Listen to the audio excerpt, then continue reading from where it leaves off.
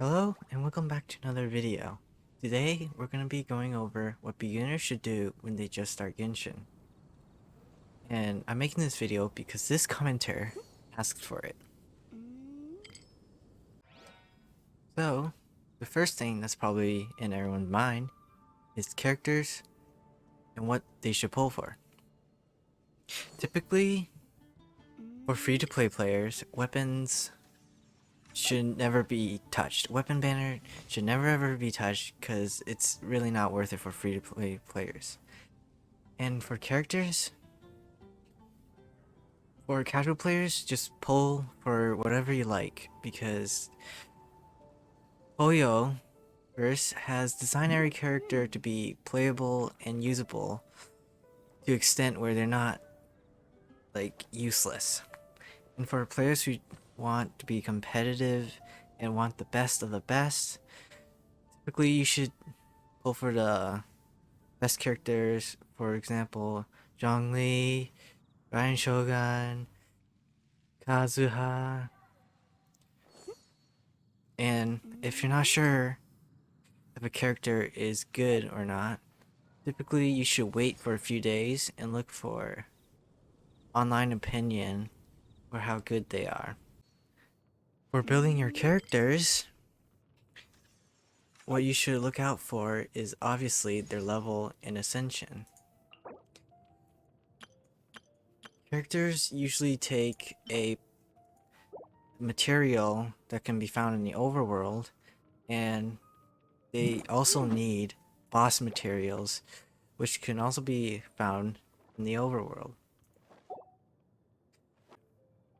Next, weapons are important for characters too, because they boost base attack, and they also have their own kind of special thing to it. And they will fit the specific characters they're designed for, or they would just fit in general any characters that need its specific abilities. Most important of all are artifacts. For beginners, you shouldn't really worry about artifacts because the enemies are really easy to kill and they shouldn't pose any problems. The only time you would need artifacts is when you start going into Inazuma, where the difficulty spikes by a lot.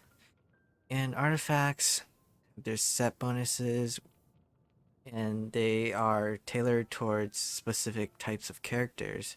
So for artifact guides and stuff, typically you would just want to search up the builds for that specific character. For constellations, you get constellations by obtaining the character again, or obtaining duplicates through pulling or any other means. Constellations always boosts the power of the character and never makes the character worse.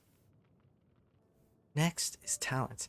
Talents are important because they boost the damage of the skill or attack.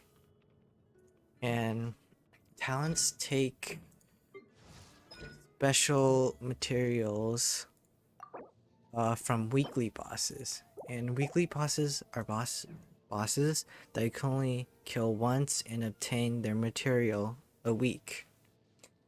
So, if you want to farm them, you should start farming them now, even though you might not need them until the difficulty spikes in Inazuma.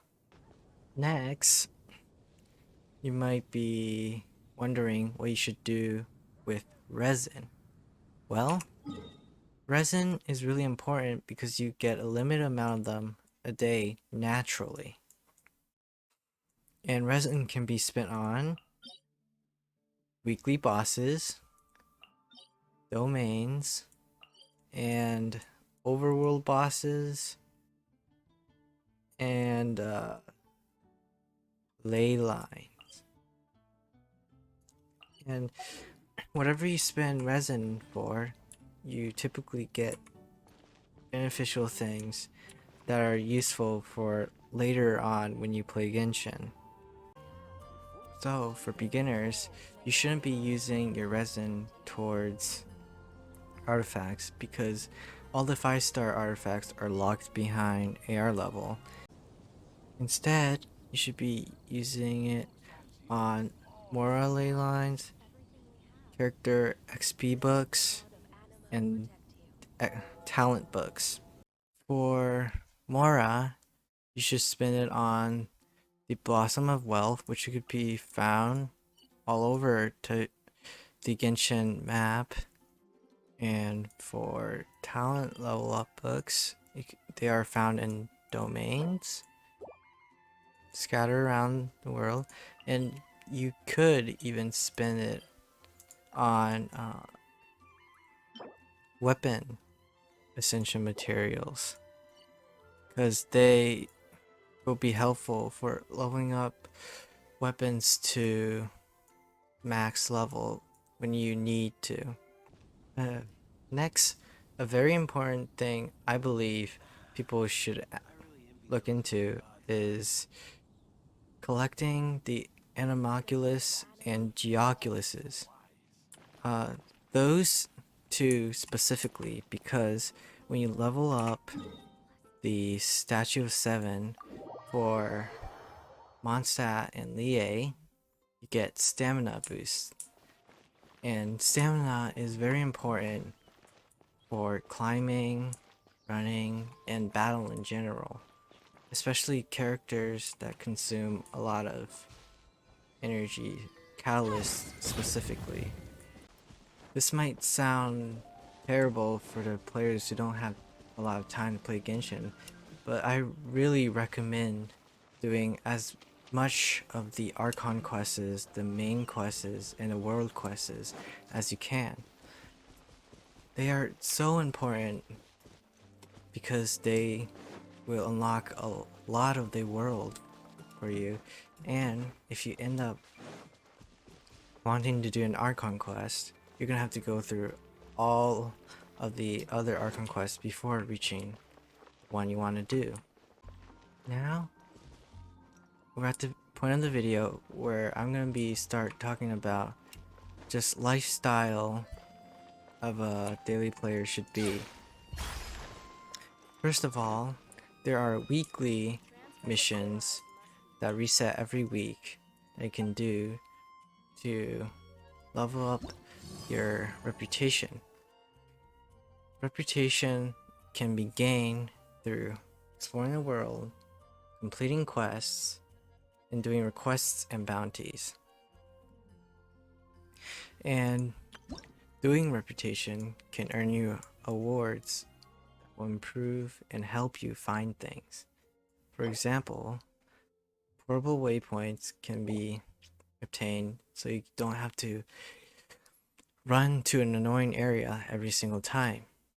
And they give you treasure compasses for those people who want to get 100% in exploration. This would be super useful.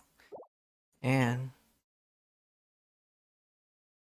the NRE allows you to quickly eat food in the middle of battle. Now, as you start playing Genshin more and more, you start falling into a routine for doing your daily stuff, and I have made a video on a very efficient daily routine that can help you with accumulating materials for your future, and I'll link that in the description if you're curious. Part of that lifestyle is to do the daily commissions. Daily commissions are so important because they give you Primo Gems daily, and Primo Gems are important for pulling your characters. One day, you could gain 60 Primo Gems from doing all 4 daily commissions and getting the bonus from Catherine. So, the moment you unlock daily commissions, try to do them every day in every one of them. Next is the Serenity Pot. For beginners who don't know, you get the Serenity Pot from Madam Ping when you go to Lie. And Serenity Pot is a kind of sandbox world where you could mine wood from your overworld and other materials to build things. And that might sound useless for productivity, but the Teapot Spirit Tubby here actually offers you to buy things that will be helpful for you when you're leveling up characters and artifacts and weapons. And also, once per week, Tubby will offer you a transient resin that gives you 60 resin once you use it. And to buy these things, it takes realm currency. Realm currency is obtained through your adeptal energy. And adeptal energy